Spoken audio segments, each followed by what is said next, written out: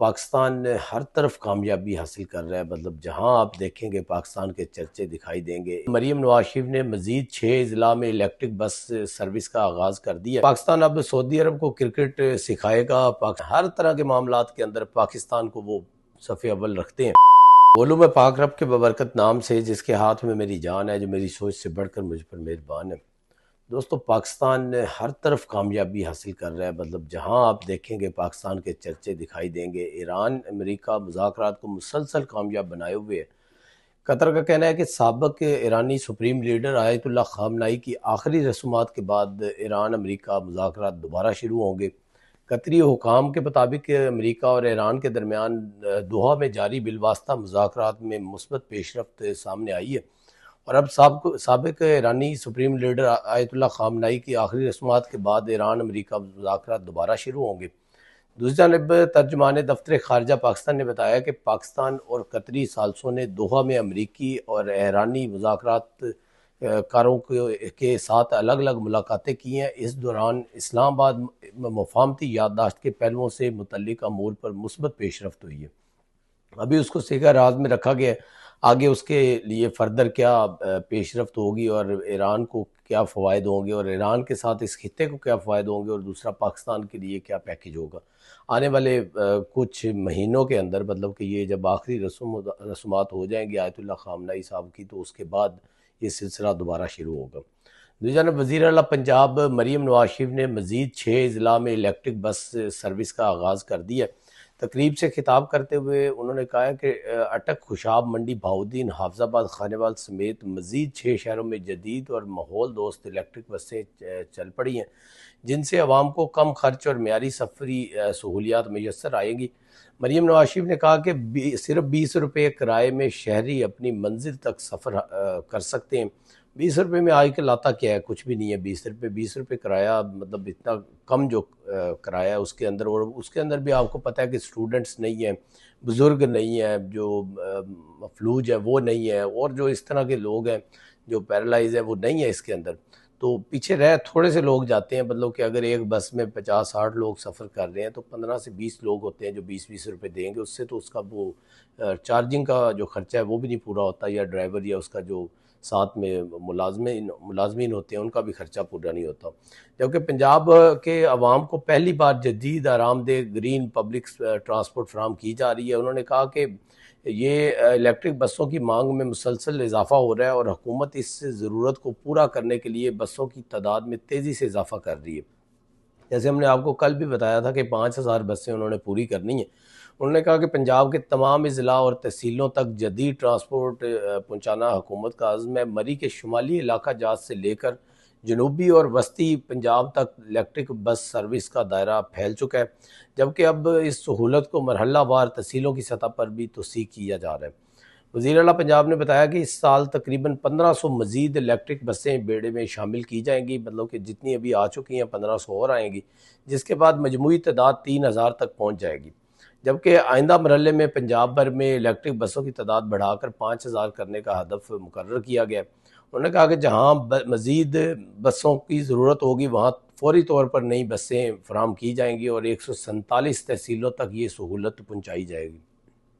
147 तहसीलों तक जब पहुंच गई तो समझे कि आप तहसीलों के नीचे जो छोटे कस्बे हैं वहाँ पर भी ये बस सर्विस पहुंच चुकी होगी। क्योंकि जब वो तहसीलों के अंदर चलेगी तो ज़ाहिरी बात है उसका जो रेडियस होगा वो बाहर ही जाना है। उन्होंने 20-25 किलोमीटर बाहर होगा, तो जब 20-25 किलोमीटर बाहर का उसका रूट बनता है तो वो छोटे जो कस्बे आते हैं दरमियान में 50,000 से 60-70,000 आबादी तक के, तो वो उनको भी वो सहूलियात मैसर हो जाएंगी। मरीम नवाज शरीफ ने कहा कि ख़वातीन समेत मुख्तलिफ तबकात बड़ी तादाद में इस सर्विस से मुस्तफ़ीद हो रहे हैं, जो हुकूमत के बायस इत्मीनान है, हुकूमत के लिए बायस इत्मीनान है। उनका कहना था कि कम से कम किराए में बेहतरीन सफरी सहूलियात फराहम करना हुकूमत की अवलिन तरजीह है। और पंजाब मुल्क का वाहिद सूबा बन चुका है जहाँ आवाम को सस्ती, म्यारी और माहौल दोस्त ट्रांसपोर्ट मुहैया की जा रही है। अभी आप इस तमाम जो जितना भी निज़ाम चल रहा है इसके अंदर जो एक तो उनकी जो चॉइस है सबसे अच्छी वो ये है कि जो जितने मिनिस्टर्स लिए हैं उन्होंने अपने सूबाई वज़रे हैं उनमें ज़्यादातर जो मेजॉरिटी की तादाद है वो नौजवानों की है। तो इसके अंदर भी जो बिलाल साहब हैं जो हमारे मिनिस्टर ट्रांसपोर्ट हैं वो भी अनथक आदमी है और सारा दिन वो मेहनत करते हैं और हर जगह पर वो पहले भी जाते हैं बाद में भी, और पूरे निज़ाम को इस तरह से देख रहे हैं जिस तरह पीछे से हदायत और फैसला होता है। उसके बाद वो अनथक अपनी मेहनत से दिन रात एक करके मरीम नवाज शरीफ तक जो रिपोर्ट पहुंचाते हैं और फिर बताते हैं, तो उसकी भी मिसाल नहीं मिलती। बिलाल साहब हैं, बिलाल साहब ने बड़ी मेहनत की है। अल्लाह ताला उनको इसी तरह कामयाबी से हमकिनार करता रहे और वो पंजाब की आवाम की खिदमत करते रहें। दूसरी तरफ दोस्तों, पाकिस्तान अब सऊदी अरब को क्रिकेट सिखाएगा। पाकिस्तान क्रिकेट बोर्ड पीसीबी और सऊदी अरबियन क्रिकेट फेडरेशन एसएसीएफ के दरमियान जद्दा में जदीद तरीन बैनुल अक़वामी मियार के क्रिकेट स्टेडियम की तमीर के लिए तारीखी स्ट्रेटजिक मुआहदा तय पा गया। तो ये बड़ी खुशखबरी की बात है। मतलब पाकिस्तान पहले तो उनकी हिफाजत कर रहा था, हमारे लिए सादत की बात थी, लेकिन अब उनके बाकी मामलात के अंदर भी पाकिस्तान का नाम आता जा रहा है। अगर उनको कोई जहाज़ों की ट्रेनिंग देनी है तो वो भी, जंगी तैयारों की ट्रेनिंग देनी है तो पाकिस्तान ने देनी है। हर तरह के मामलात के अंदर पाकिस्तान को वो सफ़े अव्वल रखते हैं। बाकी ममालिक भी पाकिस्तान की तवज्जो का मरकज़ बने हुए हैं। पाकिस्तान उनके लिए तवज्जो का मरकज़ है और बाकी ममालिक भी ये चाहते हैं कि पाकिस्तान हमारे साथ रवाबत बढ़ाए और हमारे साथ इस तरह की जो ट्रेनिंग सेशंस हैं और इस तरह की जो तजारत है और कुछ वो चीज़ें जो पाकिस्तान के अंदर नायाब है वो हमें मतलब फ़राहम करे और हमारे साथ उसके, आप वेपन्स की बात करें या आप जो उसके असले की किसी भी तरह की बात करें, तो पाकिस्तान के साथ हर मुल्क तजारत करने के लिए तैयार बैठा है। तो ये मुआहदा जो पीसीबी चेयरमैन मोहसिन नकवी और सऊदी अरबियन क्रिकेट फेडरेशन के सरबराह शहजादा सऊद बिन मशल आल सऊद के दरमियान होने वाली मुलाकात में तय पाया। दोनों रहनुमाओं ने क्रिकेट के फ़रोग, जदीद इंफ्रास्ट्रक्चर और बाहमी ताउन को मज़ीद मजबूत बनाने पर इत्तफाक़ किया। मुआहदे के तहत पाकिस्तान क्रिकेट बोर्ड जद्दा में बैनुल अक़वामी मियार और जदीद सहूलतों से रास्ता क्रिकेट स्टेडियम तमीर करेगा, जिसमें आईसीसी के मियार के मुताबिक तमाम ज़रूरी सहूलतें फराहम की जाएंगी।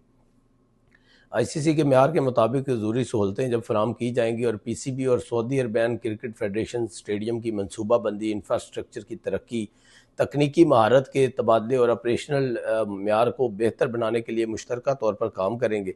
मतलब कि दोनों की हमांगी से वो जनाब तैयार होगा। इस मनसूबे का मकसद सऊदी अरब को मुस्तकबिल में बैनुल अक़वामी क्रिकेट मैचों और बड़े खेलों के इवेंट्स की मेज़बानी के काबिल बनाना है। ये मनसूबा सऊदी विजन 2030 के अहदाफ के मुताबिक खेलों में सरमायाकारी, स्पोर्ट्स, टूरिज़म, अवामी शमूलियत और मेयारी ज़िंदगी में बेहतरी के मनसूबों को भी तक़वियत देगा। और इसमें कोई शक नहीं है कि वो उनकी टीम तो भले 2030 में भी इस म्यार पर ना पहुँचे कि उनको शामिल किया जाए, लेकिन ये ज़रूर होगा कि उनका जब स्टेडियम इस लेवल का तैयार हो जाएगा और वो ख़ुद उनकी टीम भी तैयार होना शुरू हो जाएगी, तो कम से कम वो मेज़बानी कर सकेंगे। कोई भी वर्ल्ड कप वहाँ पर जा सकता है, कोई T20 वहाँ पर जा सकता है। तो इस तरह से जब उनका ये सिलसिला शुरू होगा तो एक तो उनके मुल्क के अंदर टूरिज़म बढ़ेगा और दूसरा उनके जो अवाम है उसके अंदर क्रिकेट का जज्बा पैदा होगा और उनकी टीम 2030 में ना सही तो 2032, 33, 35 में जाकर इस लेवल पर पहुंच जाएगी कि वो हर तरह के मैदान में खेल सकेगी। तो ये बड़ी अच्छी एक अहम पेशरफ्त हुई है और पाकिस्तान का भी इसके अंदर जो मोराल बुलंद होगा और इसके अंदर जितनी जो दाद दी जाए मोहसिन नकवी साहब को उतनी कम है, क्योंकि ये तमाम उनकी काविशों का नतीजा है। जो भी कोई भी मिनिस्टर होता है, जब वो अपनी कोशिशें इस तरह से मुस्बत करता है और वो पाकिस्तान की तरक्की फलाह के लिए दीगर ममालिक के साथ राब्ते करता है और अपनी आवाम के लिए हरदम कोशा होता है कि उनके लिए कुछ सहूलियात मज़ीद निकाली जाएँ। अब आप ये देखेंगे कि जब ये सिलसिला शुरू होगा तो उसके अंदर ज़ाहिरी बात है कि पाकिस्तान के अंदर से जो लोग रिटायर्ड हो चुके हैं क्रिकेट से या जो कुछ नए खिलाड़ी हैं जो T20 और उसके बाद अंडर-19 वाले, वो जनाब वो लोग जाएंगे वहाँ पर जाकर क्रिकेट सिखाएंगे, एकेडमीज़ बनेगी मुख्तलिफ जगह में, मुख्तलिफ डिवीजनल लेवल के ऊपर। तो कितने लोगों की यहाँ से रोज़गार वहाँ पर लगेगी जो पाकिस्तान से जाकर वहाँ पर क्रिकेट के इसको फ़रोग देंगे।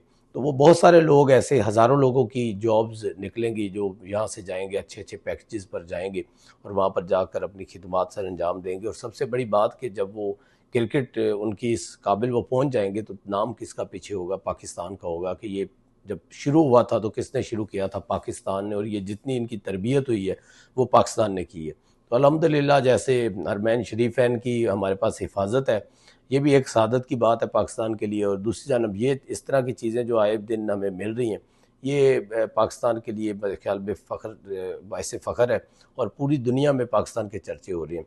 अल्लाह करे कि इसी तरह पाकिस्तान फलता फूलता रहे और पाकिस्तान हमेशा जिंदाबाद। कल तक के लिए इजाज़त दीजिए। अल्लाह ने के बाद।